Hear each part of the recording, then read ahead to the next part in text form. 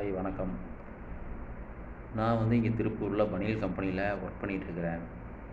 So எனக்கு தெரிஞ்சு நான் 25 வருஷமாக அந்த பனியல் கம்பெனியில் ஒர்க் பண்ணிகிட்ருக்கிறேன்.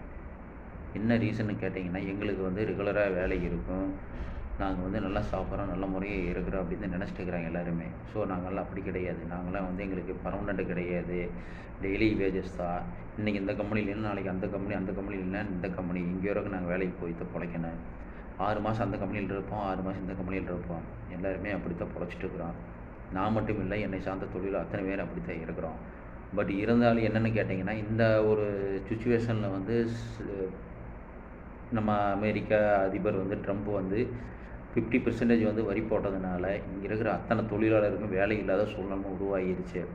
நாங்கள் எல்லாருமே வந்து திருப்பூர் பனியல் கம்பெனி நம்பி தான் வந்து பொழைச்சிட்டு இருக்கிறோம்.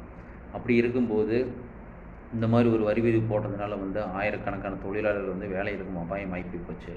அதில் நானும் ஒருத்தன் தான். ஸோ நான் வந்து எனக்கு வந்து மாதம் வந்து குறைந்தபட்சம் 40,000 ரூபா வருமானம் இருந்தால் மட்டும்தான் என்னுடைய குடும்பத்தை ரன் பண்ண முடியும். ஏன்னா நல்லா அவங்க படிக்கணும், முன்னுக்கு வரணும்.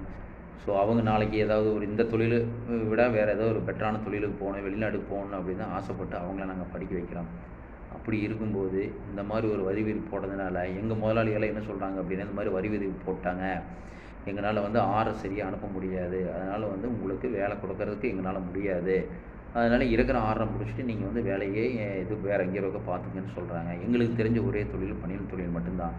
நாங்கள் வந்து வேறு எந்த தொழிலும் பண்ணதில்லை. ஸோ அதனால் வந்து என்னென்னா, மத்திய அரசும் மாநில அரசும் இதுக்கு உண்டான தீர்வை கண்டுபிடிச்சி ஸோ எங்களுக்கு மென்மேலும் எங்களுடைய வாழ்வாதாரத்தை மேம்படுத்த முன்வர வேண்டும் அப்படிங்கிறது கோரிக்கை வச்சுக்கிறேன்.